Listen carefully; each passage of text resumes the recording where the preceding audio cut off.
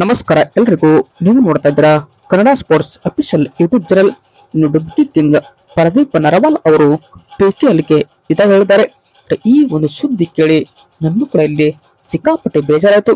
ಯಾಕೆ ವಿದಾಯ ಹೇಳಿದಾರೆ ಅಂತ ಕೇಳಿದ್ರೆ, ನನ್ನ ಪ್ರಕಾರ ಇವರು ಈ ಒಂದು ಸೀಸನ್ ಪಿಕೆಎಲ್ ಸೀಸನ್ 12 ಆಕ್ಷನ್ ನಲ್ಲಿ ಅನ್ಸೋಲ್ಡ್ ಆಗಿದ್ರು.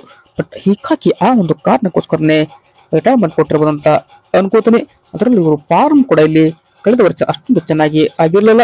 ಇನ್ನು ಬುಲ್ಸ್ ತಂಡಕ್ಕೆ ಕೂಡ ಇವರು ಆಡಿದರು. ಬುಲ್ಸ್ ತಂಡಕ್ಕೆ ಸ್ಟಾರ್ಟಿಂಗ್ ಸೀಸನ್ ಎಂಟ್ರಿ ಕೊಟ್ಟಿದ್ರು. ಬಟ್ ಕೊನೆಗೂ ಇವ್ರದ್ದು ಈಗ ಪಿಕೆಎಲ್ ಎಂಡ್ ಆಗಿದ್ದು ಕೂಡ ಬೆಂಗಳೂರು ಬುಲ್ಸ್ ತಂಡ. ಬಟ್ ಅದೇ ಇಲ್ಲಿ ಪ್ರದೀಪ್ ನರವಾಲ್ ಅವರ ಸ್ಟಾರ್ಟ್ ನೋಡ್ಕೊಂಡ್ರೆ 190 ಮ್ಯಾಚ್ ಆಡಿರುವ ಪ್ರದೀಪ್ ನರವಾಲ್ ಅವರು ಇಲ್ಲಿ ಕೆರಿಯರ್ ಬೆಸ್ಟ್ ಪಾಯಿಂಟ್ 36.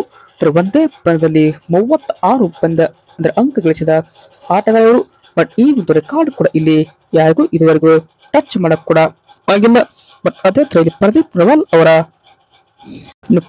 ಪಿಕೆಎಲ್ ಅಲ್ಲಿ 3135 ರೈಡ್ ಮಾಡಿದ್ದಾರೆ. ಸಕ್ಸಸ್ಫುಲ್ ರೈಡ್ ಆಗಿದ್ದು 1361 ಅಂದರೆ ಅನ್ಸಕ್ಸಸ್ಫುಲ್ 784.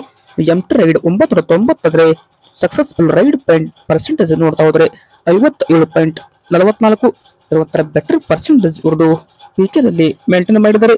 ರೈಡ್ ಟಚ್ ಪಾಯಿಂಟ್ ನೋಡಿದ್ರೆ 1557 ಟಚ್ ಪಾಯಿಂಟ್ ಆದರೆ bonus point 249. Total raid point ನೋಡ್ತಾ ಹೋದ್ರೆ 1801 ರೈಡ್ ಪಾಯಿಂಟ್ ಇವರ ಖಾತೆಯಲ್ಲಿದೆ. ಸೂಪರ್ ರೈಡ್ 82 ಮಾಡಿದರೆ ಸೂಪರ್ 10 ಕೂಡ ಇಲ್ಲಿ 88 ಇವರು ಮಾಡಿದ್ದಾರೆ. ಬಟ್ ಪ್ರದೀಪ್ ನರವಾಲ್ ಬಗ್ಗೆ ಹೇಳ್ಬೇಕಂದ್ರೆ ಒಂಥರ ಪಿಕೆಎಲ್ ನಲ್ಲಿ ದಿಗ್ಗಜ ಲೆಜೆಂಡ್ ಪ್ಲೇಯರ್. ಬಟ್ ಹೀಗಾಗಿ ಇವರಿಗೆ ಇದೀಗ ಫೇರ್ವೆಲ್ ಗೇಮ್ ಇಲ್ಲದೆ ಇರೋದು ನಮಗೂ ಇಲ್ಲಿ ಬೇಜಾರಾಯಿತು.